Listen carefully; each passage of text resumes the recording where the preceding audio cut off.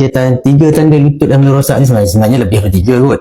Tapi antara yang paling utama sekali, of course lah, bila kita orang Islam kan, yang kita nak lipat lutut masa solat, kita start rasa sakit.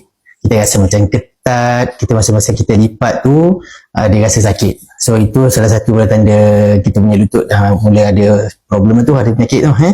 Nombor dua, bila kita turun atau naik tangga. Turun atau naik tangga, kita akan jadi sakit. Kalau kita berjalan, kita tak sakit. Tapi kita bila naik tangga, turun tangga, maknanya ada pressure. Bila kita angkat berat dan sebagainya, kita dah mula sakit lutut kita. Okay. And then, yang ketiga adalah apabila kita, of course lah, bila kita tak buat apa-apa pun sakit. Ataupun kadang-kadang tu kita jalan-jalan, tiba-tiba bunyi ketuk. Lepas tu kita sakit. Maknanya ada problem lah dengan lutut kita tu. Okay. So itu antara tiga yang paling biasalah orang sakit. Terutama yang nombor satu tu.